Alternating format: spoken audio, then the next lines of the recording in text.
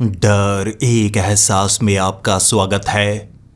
इस चैनल पर आपको सुनने को मिलती हैं डरावनी और सच्ची भूतिया कहानियाँ। अगर आपको ऐसी ही वीडियोस देखना पसंद है तो हमारे इस चैनल को सब्सक्राइब करना ना भूलें। तो अब बढ़ते हैं आज की कहानी की ओर। हेलो दोस्तों, भूल तो नहीं गए मुझे? मैं हूं डिटेक्टिव जो आपके लिए अपनी डायरी के वो केस लेकर आता हूं जिसे मैंने सुलझाया और मेरी जिंदगी बदल गई। लेकिन आज मैं आपको किसी केस की जानकारी नहीं दूंगा। आज मैं अपनी आप बीती बताऊंगा। जब एक केस को सुलझाने के चक्कर में मैं इतनी बड़ी मुसीबत में फंस गया था, मुझे लगा था मैं जिंदा इससे बाहर नहीं आ पाऊंगा। अमूमन जब भी किसी पुलिस वाले का फोन आता था, या तो सुबह सुबह आता था या दोपहर के वक्त आता था। आधी रात को कभी पुलिस वाले मुझे फोन नहीं करते थे।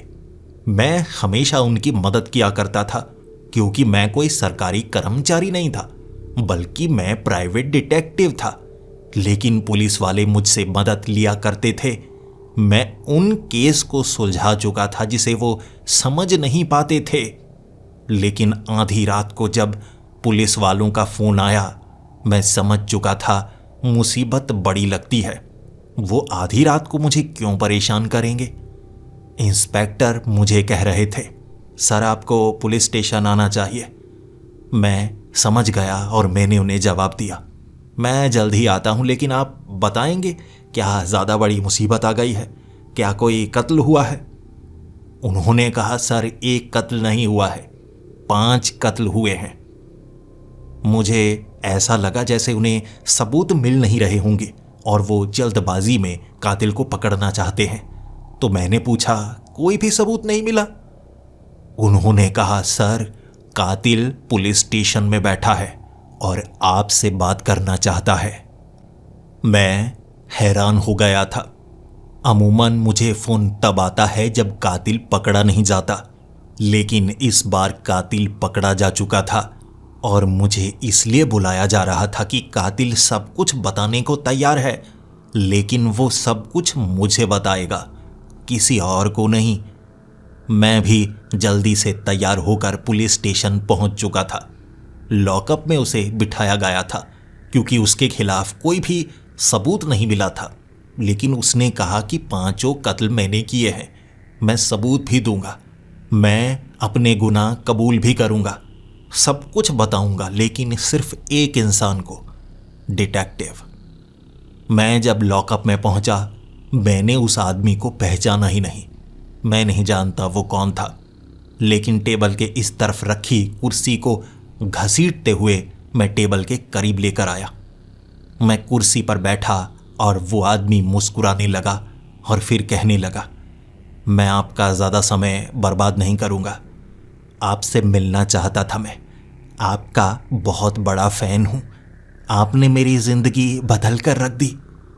और मैंने भी मायूसी भरी नज़रों में उसकी तरफ देखा, पहचानने की कोशिश की और फिर उसे कहा, अगर मेरे फ़ैन हो तो ऐसी हरकत नहीं करनी चाहिए थी। पहले एक बात सच बताओ, क्या वो 5 कत्ल तुमने किए हैं? उसने बड़े गर्व से अपना सर हिलाया था और फिर कहने लगा था, हाँ बिल्कुल, मज़ा बड़ा आया, लेकिन एक सबूत तक नहीं छोड़ा। सभी सबूत मेरे पास हैं, लेकिन वो सबूत तो आपको तभी मिलेंगे जब आप मेरी एक पहेली को सुलझाएंगे। मैंने कहा, पहेली? कैसी पहेली? उसने कहा, मैं ऐसे नहीं बताऊंगा, आपको एक छोटा सा काम करना होगा। देखिए, जंजीरें मेरी बाजुओं पर बंधी हैं, मेरी टांगें भी बांधी गई हैं, ना मैं भाग सकता हूँ ना कुछ कर सकता हूँ। आपको सब कुछ मैं तब बताऊंगा जब कोई और सुन न रहा हो।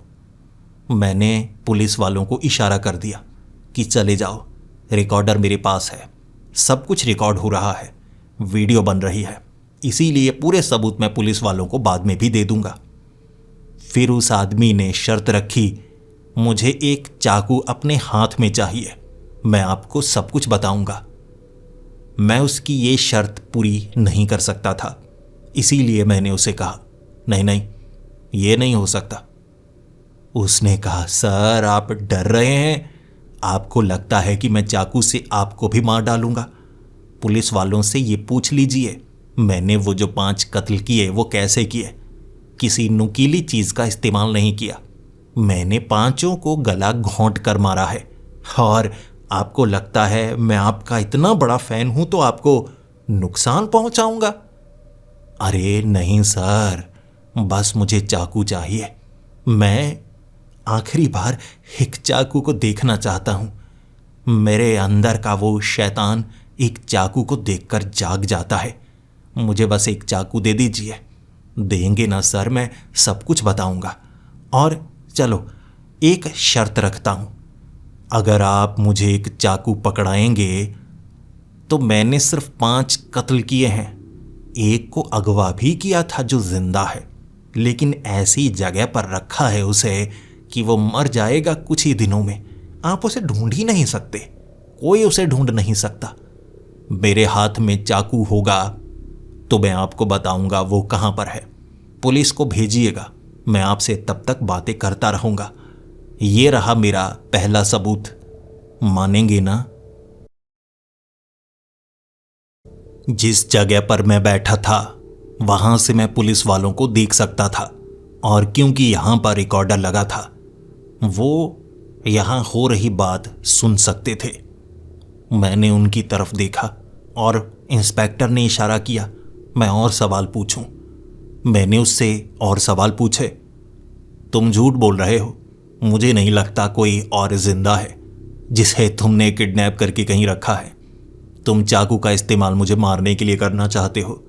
देखो मैं एक डिटेक्टिव हूं, किसी भी कातिल का दिमाग पढ़ सकता हूं। उसने कहा, चलो ठीक है सर, मैं नाम बताता हूं, मैं एड्रेस बताता हूं।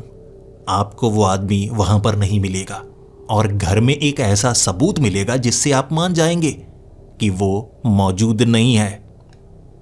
उसने नाम बताया, उसने एड्रेस बताया, मैंने पुलिस की तरफ इशारा कर दिया, जिसके बाद इंस्पेक्टर ने किसी और को बताया और उस घर में पुलिस वाले 5 मिनट में पहुंच गए थे। जमीन पर खून से लिखा था, अब यहां पहुंच गए हो तो चाकू मुझे दे दो। इंस्पेक्टर मेरे पास आए थे, मेरे कान में यह बताया था, और सामने से वो कातिल मुस्कुरा रहा था। सर अब तो चाकू दे दो सर, उसे बचाना चाहते हो तो मुझे चाकू चाहिए। मैंने इंस्पेक्टर से बात की कि अब क्या किया जा सकता है, और इंस्पेक्टर ने कहा कि हमें बात माननी होगी, हम किसी को तो चलो बचा सकेंगे। मैंने चाकू अपने हाथ में पकड़ा था और फिर मैंने उस कातिल को कहा, देखो पहले तुम्हें एक वादा करना होगा, तुम किसी और को चोट नहीं पहुंचाओगे। उसने झट से कह दिया, वादा सर, मैं चाकू का इस्तेमाल किसी को नुकसान पहुंचाने के लिए नहीं करूंगा, इससे मैं किसी को खरोंच तक नहीं डालूंगा।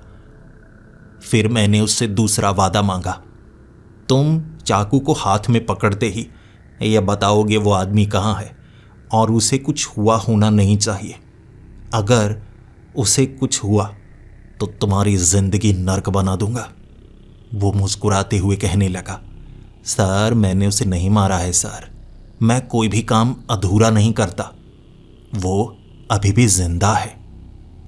फिर जब मैंने चाकू इसके हाथ में पकड़ाया, उसने एक एड्रेस दिया।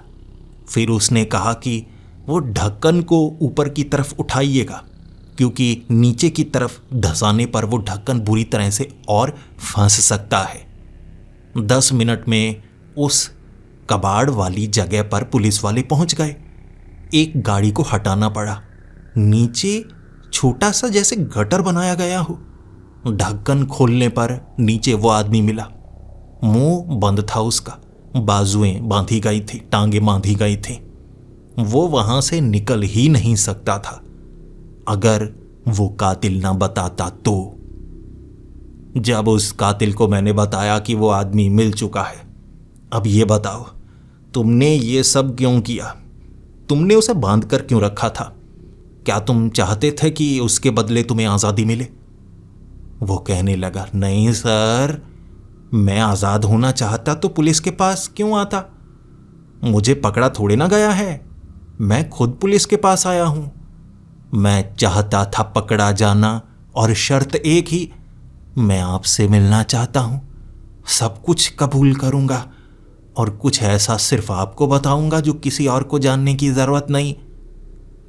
मैंने कहा, चलो फिर बताओ, शुरू करो। उसने सब कुछ बताया। पहला कत्ल कैसे किया, सबूत कहां पर मिलेंगे, यानी उस लड़की के कपड़े जो खून से सने थे वो कहां रखे हैं। एक एक करके सारे सबूत दिए। वो तो तस्वीरें खींच रहा था, वीडियो बना रहा था मारते वक्त, और सारे सबूत जहां उसने कहे वहां मिले। बड़ी कमाल की बात थी। फिर मैंने उससे पूछा, आखिर तुम चाहते क्या हो? ये सब तुम सिर्फ मुझसे मिलने के लिए करना चाहते थे? उसने कहा, हां सर, बस एक और काम। हो सकता है कोई और भी कैद हो, आपको उसे बचाना पड़े, और मैं इतना चालाक हूं, आप समझ गए होंगे। मेरी जेब में एक घड़ी है। वो घड़ी नहीं, एक पहेली है। उस पहेली को सुलझाइए और आपको पता लगेगा मैं क्या चाहता हूं। तब तक के लिए आपसे बात नहीं होगी सर। मैं जा रहा हूं इस दुनिया से दूर। वादे के अनुसार चाकू से किसी और को नुकसान नहीं पहुंचाऊंगा। वो मुस्कुराया और मेरी आंखें चमक गईं। ये चाकू किसी और के लिए नहीं था, ये उसके लिए था। उसने चाकू अपनी ठुड्डी के नीचे गर्दन के हिस्से में इतनी तेजी से धंसाया कि उसने अपने दिमाग के अंदर चाकू को उंगलियों से घुमा ही डाला। एक झटके में वो मर चुका था। उसे पता था आत्महत्या करने का यह तरीका। वो निडर था। मैंने किसी को भी इस तरह से मरते नहीं देखा। किसी में इतनी हिम्मत नहीं होती। बंदूक से खुद पर गोली चलाना फिर भी आसान है, ऐसे खुद को मारना आसान काम नहीं। लाश पड़ी थी सामने। मेरी नजरें झुक गईं। मुझे खुद पर गुस्सा आया। मैं ये समझ क्यों नहीं पाया कि वो चाकू खुद को मारने के लिए मांग रहा है। निराशा थी, लेकिन इंस्पेक्टर ने मेरे कंधे पर हाथ रखा और कहा, सर, आखिरकार हमने किसी एक को तो बचाया। सारे सबूत मिल गए सर, कातिल यही था। इसमें कोई कॉन्स्पिरेसी नहीं है सर, सब कुछ बिल्कुल सही सही हुआ। वैसे भी इसे सजाए मौत मिलती, कमीने ने खुद को मार डाला, ठीक हुआ। मैंने कहा, नहीं, ठीक नहीं हुआ, यही तो सबसे बड़ी गड़बड़ है। उसने खुद को क्यों मारा, और मारते वक्त मेरी आंखों में देख रहा था। एक मिनट रुको, इसकी जेब में देखो।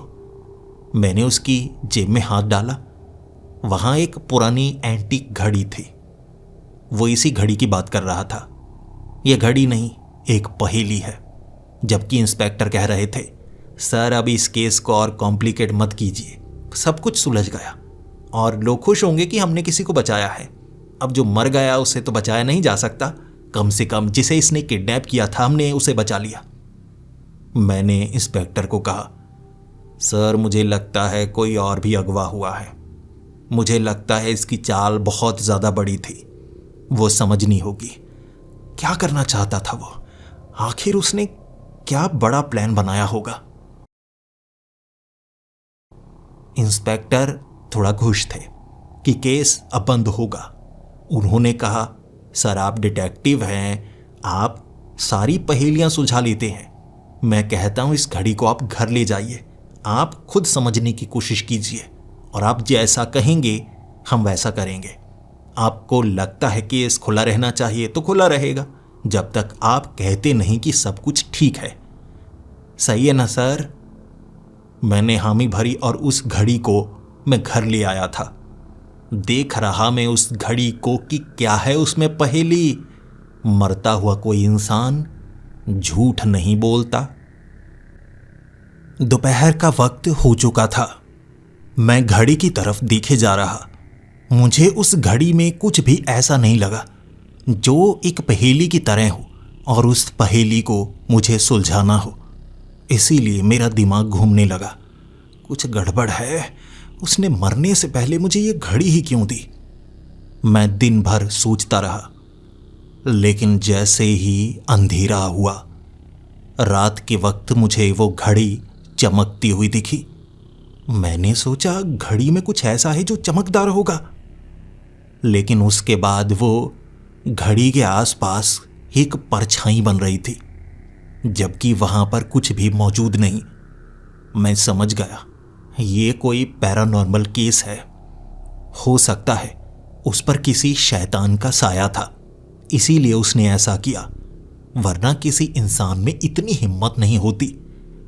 पहेली यही है, और अगर मैंने पुलिस को बताया तो मुझ पर कोई यकीन नहीं करेगा, बल्कि वो तो कहेंगे मैं केस को उलझा रहा हूं, शैतान पर इल्जाम लगा रहा हूं, जबकि जो कातिल था वो मारा गया।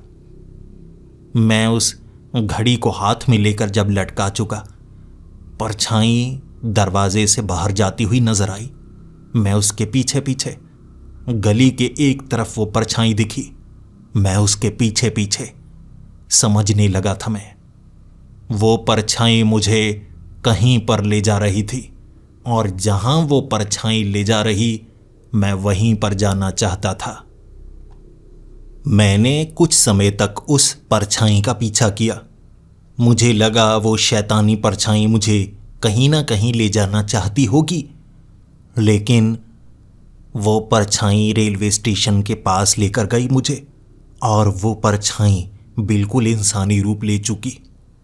वहाँ उस समय कोई मौजूद नहीं था, क्योंकि ये रेलवे स्टेशन का पीछे का वो हिस्सा जो बहुत पुराना था, इस तरफ का अब इस्तेमाल नहीं किया जाता था। वहाँ पर एक नक्शा था, बड़े इलाके का नक्शा, जहाँ जहाँ रेलगाड़ी जाती है। उंगली उस तरफ थी जहाँ पहाड़ी इलाका था, एक खास जगह, और काला निशान उस परछाई ने लगा दिया। फिर वो परछाई गायब हो गई। वो घड़ी से दोबारा मुझे परछाई नजर नहीं आई। मैंने वो नक्शा देखा, ये तो वो पुरानी पहाड़ी है, इसका इस्तेमाल तो अब नहीं होता। अरे यहाँ तो वो पुराना किला हुआ करता था, कह रहे हैं वो किले का दोबारा से निर्माण किया जाना है। ये सरकारी संपत्ति है, रेनोवेशन का काम पिछले साल हुआ, अब आगे चलकर इसको एक होटल के रूप में ढाला जाएगा। बहुत बड़ा है, और सुना है इसमें तहखाने भी हैं, नीचे कई गुफाएं भी हैं। ये निशान इस तरफ इशारा करता है। रात का वक्त है, क्या मुझे गाड़ी लेकर वहां जाना चाहिए? मुझे किसी की मदद लेनी चाहिए? अरे कातिल तो मारा जा चुका है ना, ज़्यादा से ज़्यादा क्या हो जाएगा, और पुलिस वाले मुझ पर अभी यकीन नहीं करेंगे। इसीलिए मैंने गाड़ी उठाई और मैं जंगली रास्ते से गुजरता हुआ उसी पहाड़ी की तरफ जा रहा था। मैंने महसूस किया ऊपर जाने का जो रास्ता है वहां गाड़ी ले जाई नहीं जा सकती। अभी वो कच्चा रास्ता था, सड़क शायद भविष्य में डाली जाती। गाड़ी वहीं पर लगा दी मैंने, जिसके बाद मैं उस किले की तरफ बढ़ने लगा। मुझे लगा था वहां कोई ना कोई किडनैप करके रखा गया होगा, मैं हर एक कोने को खंगालूंगा। इसी के साथ मेरा मन ये भी कह रहा था ये किसी तरह का कोई जाल ना हो, लेकिन सच का पता लगाने का एक ही तरीका था कि मैं वहां जाकर सब कुछ खुद ढूंढता। मैं उस किले के दरवाजे के बेहद करीब था। वो बड़ा दरवाजा, लेकिन रेनोवेशन के कारण उसे खुला छोड़ा गया था। इस समय यहां पर कोई मौजूद नहीं होता। अमूमन कभी कभी यहां गार्ड होता है, लेकिन सरकारी काम कैसे होते हैं आप भी जानते हैं। मुझे लगा वो दरवाजे को खोलकर अंदर चलता हूं। टॉर्च मेरे पास है, ढूंढूंगा, देखूंगा। ये किला किसी भूल भुलैया से कम नहीं था। जैसे ही मैंने किले में पैर रखा, हवा का एक झोंका जो मुझे धकेल कर किले से बाहर ले आया। इतनी तेज हवा थी वो, जैसे किसी ने धक्का ही मारा हो। लेकिन मैं रुकने वाला नहीं था। मैंने दोबारा पैर रखा। कई किले जो ऊंचाई पर बनाए गए हैं उसमें इस तरह निर्माण किया जाता है कि हवा अगर अंदर आए तो वो बड़ी तेज आती है और जहां से निकलती है वहां से भी बड़ी तेजी से निकलती है। ये इस कारण होगा। मैंने दोबारा पैर रखा। इस बार हवा का झोंका नहीं आया, लेकिन दरवाजा धड़ाम करके बंद हो चुका था और इतना भारी दरवाजा था, कचरा था वहां, जिस कारण दरवाजा खुल नहीं रहा। अब वो किला भयानक दिख रहा। मैंने झांका इधर उधर, बाहर निकलने का कोई और रास्ता होगा, लेकिन ये देख लूं वो परछाई मुझे यहां क्यों लाना चाहती थी। मैंने घड़ी को जेब से निकाला और हैरान करने वाला दृश्य देखा। घड़ी की सुइयां उल्टी चलने लगी थी। इसका क्या मतलब? मैं कुछ भी समझ नहीं पा रहा था। ये किला था तो बहुत बड़ा, लेकिन यहां दरवाजे बहुत ज्यादा लगे थे और ऐसा लग रहा था ये सभी दरवाजे नए लगाए गए हैं, चमकदार लकड़ी से। मैं बड़े दरवाजे से किले के अंदर जरूर घुस चुका था, लेकिन यहां मुझे कोई बहुत बड़ा हॉल नजर नहीं आ रहा था, बल्कि एक कमरा था और सामने मुझे कुछ दरवाजे दिखे, अलग अलग दिशा में जाने वाले वो दरवाजे। मैंने सोचा किसी एक दरवाजे को खोलता हूं, देखता हूं। मैंने एक दरवाजे को खोलना चाहा, लेकिन उस दरवाजे पर साफ साफ लिखा था, तुम जिसका भी चुनाव करते हो तुम्हारी जिंदगी उसके बाद बदल जाती है। हमारे चुनाव हमारी जिंदगी को निर्धारित करते हैं। मैंने हर एक दरवाजे पर यही पढ़ा। अब मुझे लगा कि ये दरवाजे के पीछे कुछ तो ऐसा होगा। शायद मुझे किसी जाल में फंसाया गया है। मुझे सोच समझकर दरवाजा खोलना चाहिए। मैंने सबसे पीछे वाले दरवाजे पर कान लगाकर सुना। सन्नाटा था। धीरे से खोलूंगा और देखता हूं। मैंने दरवाजा खोला और मुझे ऐसा लगा कि आगे भी एक अलग कमरा है, जिसमें एक दरवाजा और एक खिड़की है। खिड़की से बाहर नजर आ रहा था और खिड़की पर कांच लगा था। मुझे लगा मुझे इस कमरे में जाना चाहिए। अरे, खिड़की खोलकर मैं बड़े आराम से बाहर जा सकता हूं। देखता हूं। मैंने उस कमरे में पैर रखा तो पीछे वाला दरवाजा खींचकर अपने आप बंद हो गया। ऐसा लगा जैसे किसी ने हाथ से खींचा हो, जोर से। अब वो दरवाजा दोबारा खोला नहीं जा सकता था। यहां कोई तो है, कोई है। ये वो परछाई भी हो सकती है जो मुझे लगता है एक शैतानी परछाई है, या कोई और मुझे फंसा रहा है या सच दिखा रहा है।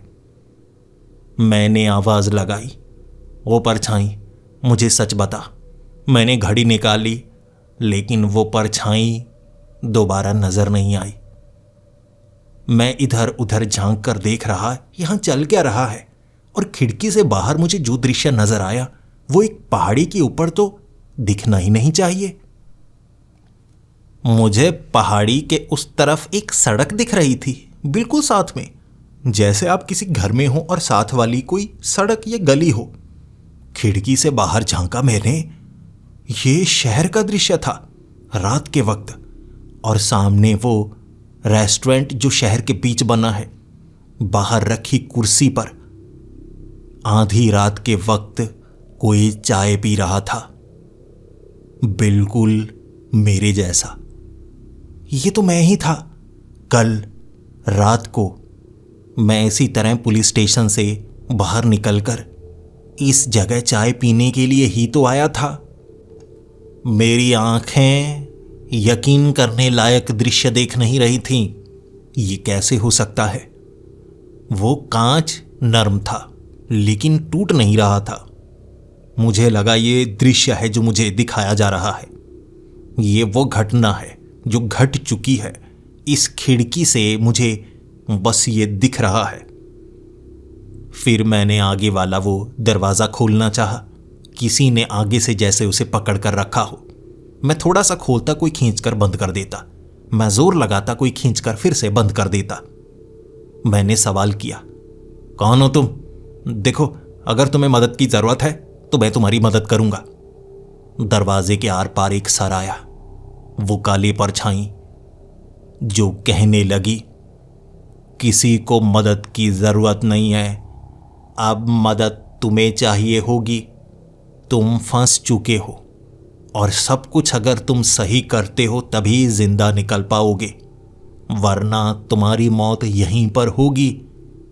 ये एक जाल है, तुम्हारी परीक्षा। अगर तुम परीक्षा पार करते हो तो जिंदा बचोगे, परीक्षा पार नहीं करते तो तुम्हें मौत मिलेगी।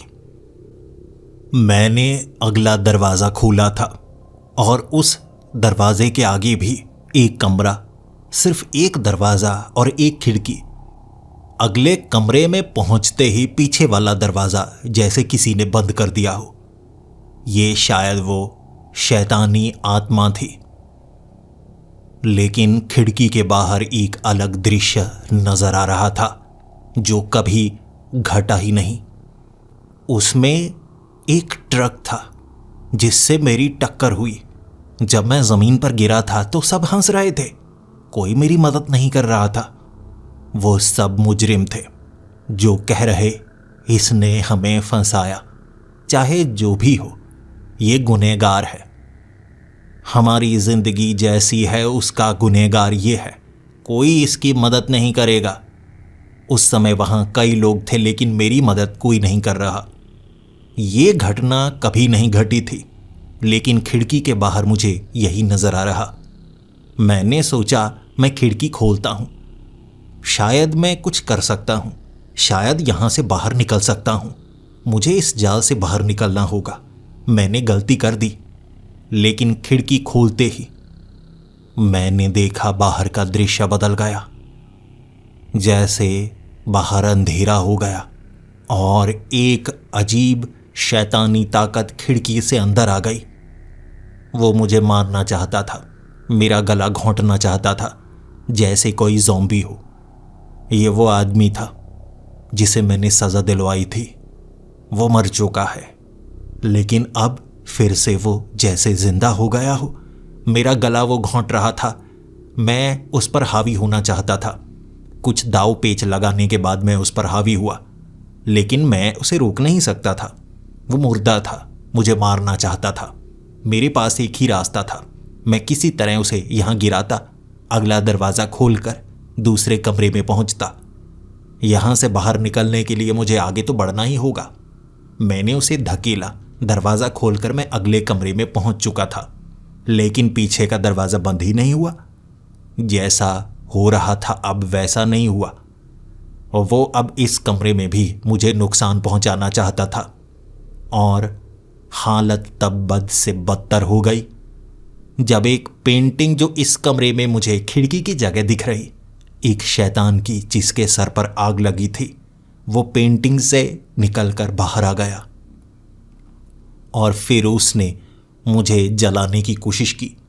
दोनों मिलकर मुझे नुकसान पहुंचा रहे थे, लेकिन मैं किसी तरह वो जो ज़ॉम्बी था उसे धकेल कर गिरा सकता था, और वो जो शैतान था मैं उसे धकेल कर पेंटिंग के अंदर बार बार घुसा पा रहा, और उससे बाहर निकलने में हर बार उसे और ज़्यादा दिक्कत होती। शायद यही वो पहेली थी। मैं उसे तो चोट पहुंचा नहीं पाया, लेकिन मैंने वो पेंटिंग को फाड़ दिया, जिसके बाद वो शैतान गायब हो गया। लेकिन वो मुर्दा मेरा पीछा ही नहीं छोड़ रहा।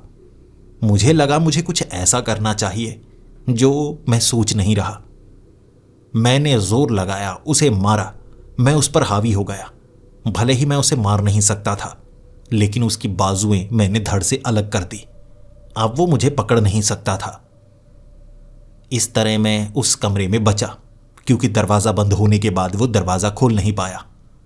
लेकिन मैं अलग कमरे में था, और इस कमरे में दृश्य ही बड़े अजीबोगरीब। मैंने एक आईना देखा।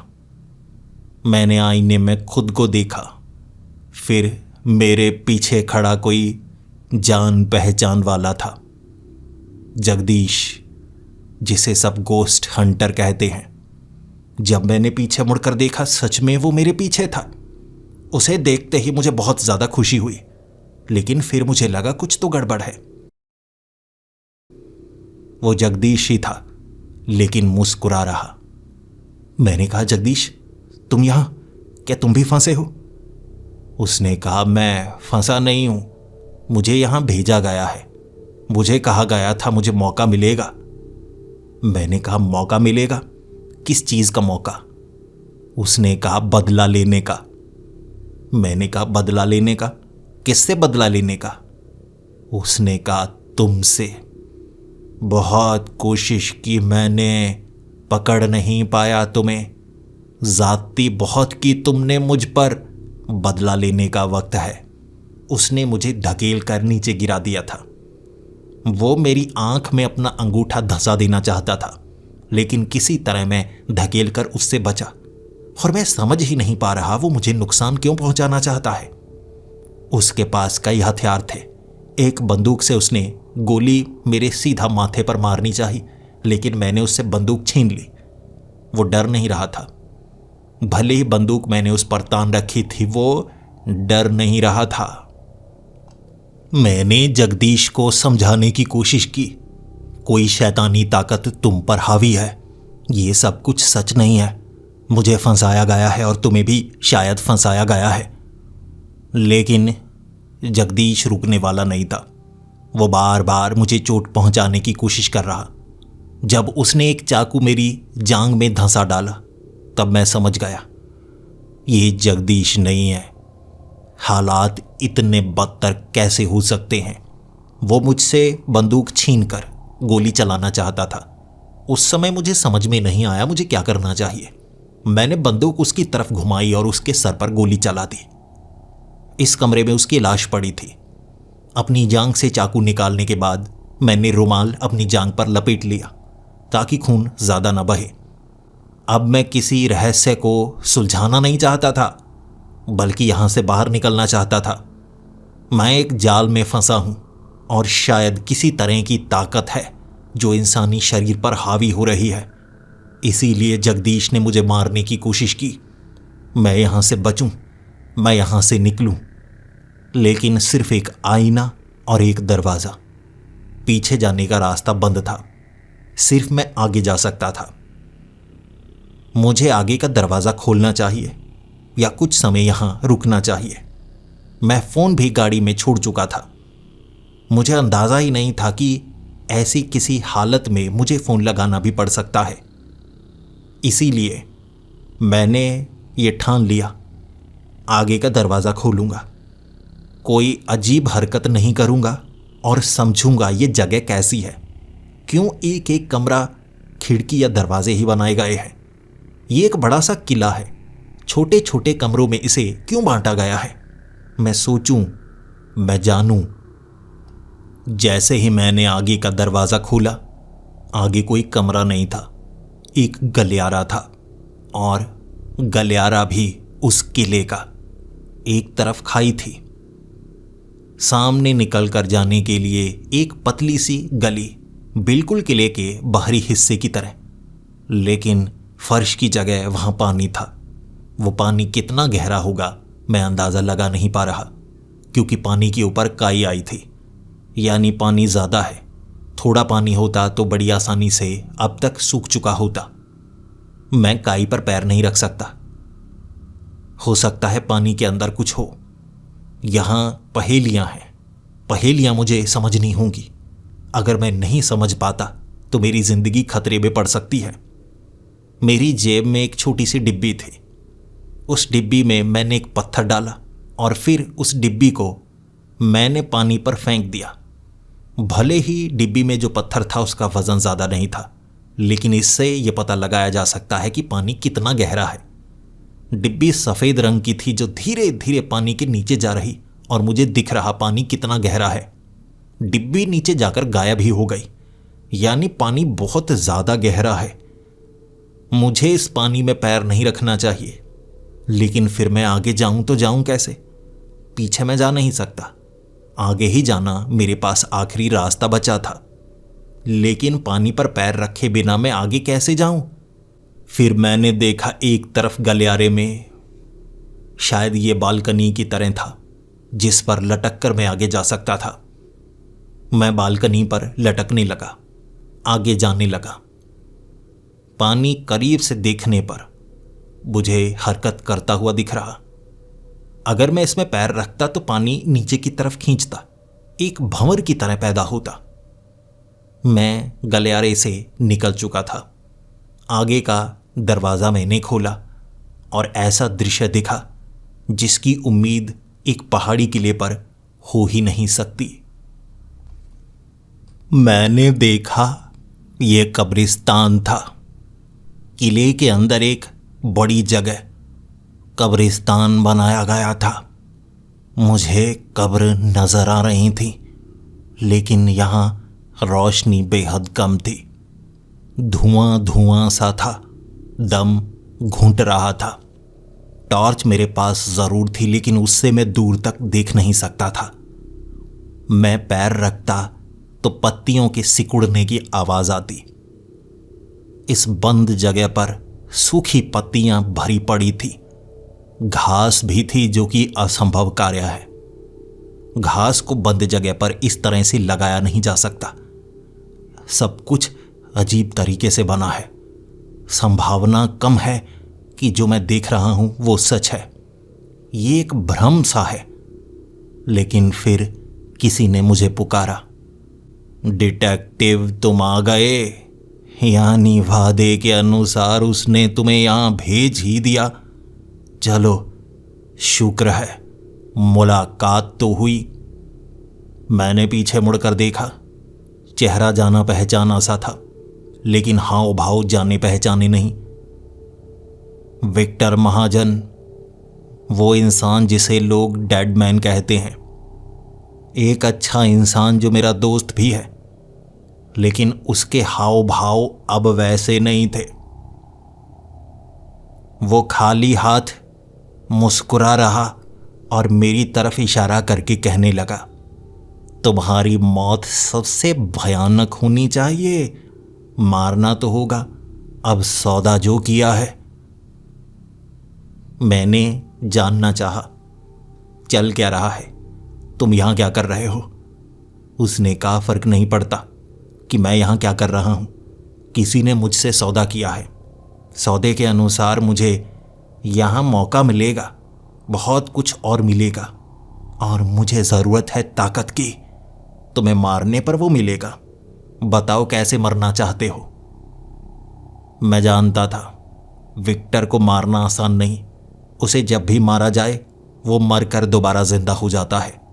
ये कब्रिस्तान है, यकीनन वो फिर से एक कब्र से उठकर खड़ा हो जाएगा। उसके हाथ चमकने लगे थे लाल रंग की तरह, क्योंकि लावा उसकी उंगलियों से बहने लगा था। उसका खून नहीं, लावा है। उसने मुझे पकड़ना चाहा, लेकिन वहां कब्रिस्तान में सूखी लकड़ी के कई हिस्से थे। मैंने जल्दबाजी में सूखी लकड़ी को उसकी गर्दन के आर पार कर दिया। मैं मरना नहीं चाहता था। उसने मुझे मारने की कई बार कोशिश की। मैं समझना चाहता था वो मुझे क्यों मारना चाहता है। जगदीश भी मुझे क्यों मारना चाहता था। आखिर किससे सौदा किया है उन्होंने, ये चल क्या रहा है।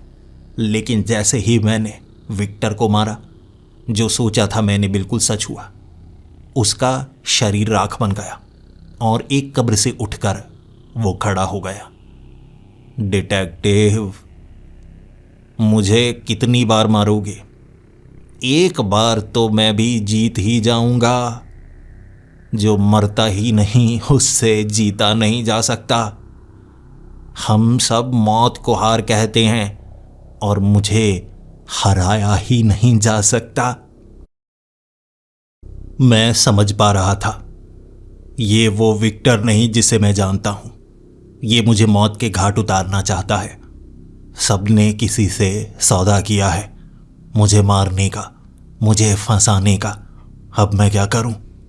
मैंने उससे बात करने की बहुत कोशिश की, लेकिन वो सीधा सीधा मुझे मारना चाहता था। और मैंने 2 बार और उसे मौत के घाट उतार दिया, लेकिन वो फिर से एक कब्र से उठकर खड़ा हो जाता। ऐसे इंसान को मैं कैसे हराता? लेकिन मेरा दिमाग भी बहुत तेज चलता है। उसे मैं मार सकता हूं तो वो दोबारा उठकर खड़ा हो जाता है, लेकिन अगर मैं उसे मारूं ही ना, अगर मैं उसे फंसा दूं तो वो जिंदा तो रहे लेकिन फंसा हुआ। मैंने तरकीब लगाई, उसे अपने पीछे भगाया। ये बहुत बड़ा कब्रिस्तान था। उसे भगाकर एक ऐसी जगह पेड़ों के बीच मैंने फंसा डाला कि वो निकल नहीं सकता था। मैंने उसकी दोनों बाजुओं को तोड़ दिया। उसकी टूटी हुई बाजुएं, वो जो भी करना चाहता वो कर नहीं सकता था। मुझे इतने में वक्त मिल गया, मैं वहां से निकल सकता था, लेकिन जानता था मुझे फंसाया है, इसीलिए यहां से निकलकर कहीं और भी जाऊंगा तो मुझे कोई ऐसा मिलेगा जो जान पहचान वाला तो होगा, लेकिन मुझे मारने की ही कोशिश करेगा। लेकिन क्यों? कोई जवाब दे ही नहीं रहा। ना विक्टर ने जवाब दिया, ना जगदीश ने। मैं क्या करूं? मुझे और भी पहेलियां मिलती जा रही थीं। कमरे जिनसे निकलने में मुझे कठिनाई होती, दीवारें धीरे धीरे मुझे बीच में फंसाने की कोशिश करती, तो छत में बना दरवाज़ा जो मुझे दिखता ही नहीं, मुझे वहां से निकलना पड़ता, कभी तैर कर बचना पड़ता। हर एक कमरा एक पहेली की तरह था और हर एक पहेली मुझे मौत के घाट उतारने के लिए मेरी समझदारी की परीक्षा ली जा रही थी, और मैं उस परीक्षा में हर बार अब तक बच रहा था। लेकिन कब तक? विक्टर की वो बात कि जब किसी को तुम मार ही ना पाओ, वो बार बार आता रहे, कभी ना कभी तुम भी हारोगे। मुझे लग रहा था कभी तो मैं थकूंगा और फिर बच नहीं पाऊंगा। मैं एक ऐसे कमरे में पहुंचा जहां पर वो शैतानी साया हंस रहा था और उसने कहा, तुम्हारे पास अब ज्यादा समय नहीं है। मैंने कहा, मुझे ये बताओ, ये सब है क्या? तुम मुझे मारना चाहते हो तो मार सकते हो, मुझे सच बताओ। वो सच नहीं बता रहा, लेकिन उसने इतना कह दिया था, तुम्हें यहां फंसाया गया है और तुम्हारे जितने भी दोस्त हैं, जो तुम्हें जानने वाले हैं या तुम्हारे इतिहास का हिस्सा, तुम जितने अच्छे इंसानों को जानते हो, उन सबको यहां भेजा गया है, लेकिन किसी और आयाम से, किसी और डायमेंशन से आए तुम्हारे वो साथी जो अच्छे इस दुनिया में हैं, बुरे उस दुनिया में हैं। हर सिक्के के दो पहलू होते हैं, दोनों पहलू एक साथ एक ही जगह पर नहीं हो सकते। जब सिक्का उछाला जाता है, कुछ एक ही आता है, हेड या टेल। यानी मेरे सभी अच्छे दोस्त किसी और आयाम में बुरे रूप में हैं और हर एक को मुझे मारने के लिए यहां भेजा गया है। शायद हर एक से मुकाबला करना पड़े, कई आयाम होंगे, बुरे से बुरे को यहां भेजा जाएगा। मैं हर एक से लड़ नहीं सकता, मैं जख्मी हो चुका था और उसकी हंसी ये बयां कर रही थी कि मेरे लिए किसी रास्ते को छोड़ा नहीं गया है। मुझे यहां से बाहर निकलने का रास्ता कहां से मिलेगा मैं नहीं जानता था। फिर जब उस कमरे में मेरा सामना किसी ऐसे से हुआ जिसे मैं जानता तो था लेकिन अच्छे से पहचानता नहीं था। कोई बेहद लंबा, लगभग 9 फुट का या 8 फुट का बड़ा सा रेनकोट पहना था। वो ना तो चेहरा दिखा रहा था और ना ही उसकी आवाज मुझे सुनाई दे रही, लेकिन उसका शरीर बड़ा बेढंगा सा था। 8 फुट के किसी भी इंसान को मैं नहीं जानता यहां चल क्या रहा है, लेकिन फिर वो जिस तरह से हिल रहा था मैं घबराया। मैं जानना चाहता था वो मुझे नुकसान कैसे पहुंचाएगा। मैं थोड़ा सा करीब हुआ, उसने कुछ ऐसा मारा जो मेरी आंखों में चुभने लगा। मैं जल्दी से उसके खिलाफ कुछ करना चाहता था, लेकिन ये तो जानूं वो है कौन। इतना है मुझे जानने वाला है। तब धड़ाम की आवाज आई। रेनकोट फट चुका था वो इंसान अकेला नहीं था, वो दो थे। एक के कंधे के ऊपर दूसरा बैठा था। मैं हैरान और परेशान, आखिर ऐसा करने की क्या जरूरत थी। फिर उनमें से एक उठा। रेनकोट का ऊपरी हिस्सा उसने फाड़ दिया। दूसरे ने भी रेनकोट का दूसरा हिस्सा फाड़ दिया। मैंने पहचाना दोनों को। दोनों गंजे थे। मेरी आंखों में जो मारा गया था वो उनका मसाला था, गुरु तांत्रिक और बब्बन तांत्रिक। मैं उन्हें ज्यादा नहीं जानता, लेकिन उनकी कुछ कहानियां सुनी हैं। मुझे नहीं पता वो कैसे शैतानी ताकतों का मुकाबला करते हैं, लेकिन सुना है उनकी बेवकूफियां बहुत मशहूर हैं। उन्हें यहां भेजा गया है और मैं थोड़ा घबराया। मैंने धमकी दी, मेरे करीब मत आओ। उनमें से बब्बन बोला, हम कब से तुम्हें ढूंढ रहे थे। हमें यहां भेज तो दिया गया है, लेकिन यहां से निकलने का रास्ता सिर्फ तुम्हें पता है। हमारी मदद करो, हम वापस जाना चाहते हैं। मैं हैरान और परेशान। मैंने कहा, तुम मुझे मारोगे नहीं?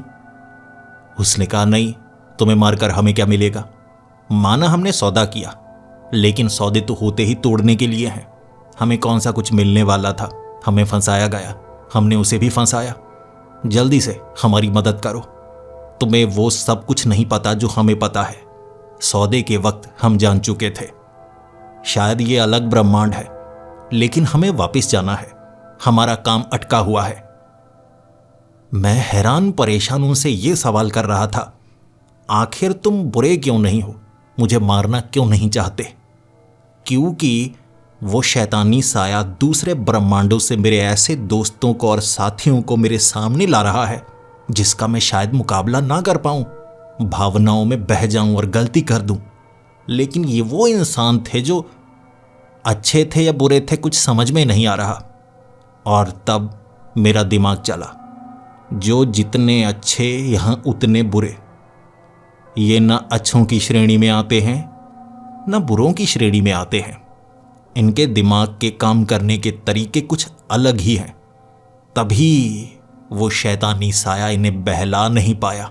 किसी और ब्रह्मांड से सबसे बदतर गुरु तांत्रिक और बब्बन तांत्रिक यहां आ तो गए, लेकिन हर ब्रह्मांड में ये एक समान हैं। इसीलिए ना बुरे ना अच्छे। तब उनमें से बब्बन ने मेरे पैरों पर कोई मसाला मारा होगा। मेरे पैर जलने लगे और गुरु तांत्रिक ने हल्की सी आवाज में कहा, जल्दी से रोना शुरू करो। तुम्हारे चीखने चिल्लाने की आवाज़ों का सौदा हुआ है। तुम जितने कराहोगे, जितने चिल्लाओगे, उसे मज़ा आएगा। वो सामने आए, फिर देखते हैं। कब से सामने ही नहीं आ रहा। मैंने उनकी बात मानी। मैं घुटनों पर आ गया। मैं रोने लगा, चिल्लाने लगा, माफ़ी मांगने लगा। लेकिन कभी भी जिंदगी में मैं ऐसा नहीं करता। मेरे सोचने का तरीका अलग है, इनके सोचने का तरीका बिल्कुल अलग। मैं कराह रहा था, वो शैतानी साया मेरे सामने आ गया। मुझे रोता हुआ देख वो बहुत ज्यादा खुश था, जबकि ये दोनों शैतानों की तरह हंस रहे। हा हा हा हा हा, इसे घुटनों पर ला दिया। बब्बन तांत्रिक तब बोला था, ओ शैतानी साए, सौदे के अनुसार हम इसे घुटनों पर लाएंगे, जलाएंगे। ये चीखेगा, चिल्लाएगा, रोएगा, गुहार लगाएगा कि मुझे जिंदा छोड़ दो। देखो ये मर रहा है। मरने से पहले जो करना चाहते हो जल्दी करो, सौदे के अनुसार हमें ताकत मिलेगी। वो शैतानी साया एक रूप में आया। ये वो कातिल था जो हंसते हुए कहने लगा, मेरे पास ताकत है, मैं शरीर बदल सकता हूं। उसके शरीर में सिर्फ तुम्हें यहां तक लाने के लिए आया था। तुम्हें फंसाना मुश्किल है, लेकिन बदला भी तो लेना था। किसी अपने के साथ बहुत बुरा किया है तुमने, इसीलिए सबको पागल बना दिया मैंने। तुम्हें लगा मैं मर गया हूं, लेकिन नहीं, जाल बिछाया था तुम्हारे लिए। और मेरी ताकत अब तुम पहचान गए। खुद फंसे हो, बाहर निकल नहीं सकते। उसने ये कहा और उसने ये सोचा ही नहीं, जिन पर उसने भरोसा किया है उन पर कोई भरोसा नहीं कर सकता, वो भरोसे लायक है ही नहीं। बब्बन तांत्रिक ने उसे बाजुओं से और टांगों से पकड़ लिया था। गुरु तांत्रिक ने उसके गले की घड़ी खींच डाली। फिर वो असहाय था। ये दोनों पहले से जानते थे उसकी गली की वो जो घड़ी अगर निकाल दी जाए, दूसरा हिस्सा मेरे पास है। मुझे खींचने के लिए उसने जाल बिछाया। ये दोनों वो चीज समझ पाए जो कोई समझ ना पाता। जाने कैसे। दोनों घड़ियां जुड़ने के बाद अब वो एक ऐसे शरीर में था जिससे वो बाहर निकल नहीं सकता था, किसी और शरीर का इस्तेमाल नहीं कर सकता था। मैंने उसे पकड़ना चाहा, लेकिन बब्बन तांत्रिक कुछ अलग ही चाहता था। उसने वो मसाले उसकी आंखों में डाल दिए। मैंने कहा, ये क्या कर रहे हो? उसने कहा, ये देख ना पाए, हो सकता है कोई भागने का रास्ता हो इसके पास। वो चीख रहा था, चिल्ला रहा था।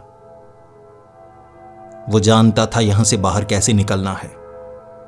हमने उसे पकड़ लिया और उसने रास्ता दिखाया इस किले से बाहर जाने का, वरना हम उसे मार देंगे, ये धमकी दी थी। जिसके बाद वो दोनों, जो कि इस आयाम के नहीं थे, उस रास्ते से जिससे वो वापस जा सकते थे, उन्होंने वो रास्ते को चुना। लेकिन वो जो कारनामे करते हैं वो समझ से बाहर होते हैं। बब्बन तांत्रिक ने एक चेन से उसे शैतान को बांध रखा था। उस दरवाजे से अपनी दुनिया में जाते वक्त उसने चेन तो निकाली ही नहीं, भागकर दरवाजे को पार कर दिया। एक झटके में दरवाजा बंद होने वाला था। उस आदमी को आधा इस दुनिया में और आधा उस दुनिया में छोड़कर दरवाजा बंद कर दिया गया। धड़ उसका इस तरफ था, टांगें उसकी उस तरफ रह गई होंगी। मेरे सामने खून से लथपथ आखिरी सांसें लेते हुए वो मारा गया था। और कुछ ही क्षणों में जो हुआ मैं समझ ही नहीं पा रहा था। मैं उसे जिंदा रखना चाहता था, सजा दिलवाना चाहता था, क्योंकि मैं किसी को मारता नहीं अगर मेरी जान पर ना आई हो। इसे तो आराम से पकड़कर पुलिस तक पहुंचाया जा सकता था, लेकिन ये दोनों जो करते हैं वो किसी की समझ में नहीं आता। अब मैं उस बात को अच्छे से समझ चुका था। मैंने जमीन में उस धड़ को दफना दिया था। घड़ियां अपने पास रखी थी। ये वो ताकतवर रास्ता है किसी और आयाम में जाने का, लेकिन इसका सही से इस्तेमाल कैसे करना है वो मैं नहीं जानता था। लेकिन मुझे पता है वो लोग जो ऐसा कर सकते हैं। इसीलिए इस चीज को अपने पास रखे हुए मैं वापस अपनी उस गाड़ी के पास खड़ा था। रात गुजर चुकी थी। ये मेरी जिंदगी की सबसे भयानक रात थी। एक ऐसा जाल जिसमें मुझे फंसाया गया था और शायद मैं बुरी तरह से फंस जाता, लेकिन नियति को कुछ और ही मंजूर था। हर इंसान का स्वभाव ऐसा होता है कि कुछ कमियां होती हैं जिन्हें पकड़ा जा सकता है, लेकिन ये कुदरत का करिश्मा है। आप किसी इंसान की पूरी सच्चाई कभी जान नहीं सकते। ये बात आपकी दुश्मन भी हो सकती है, आपके लिए फायदा भी कर सकती है, और मेरे साथ ये दोनों बातें हुई थीं।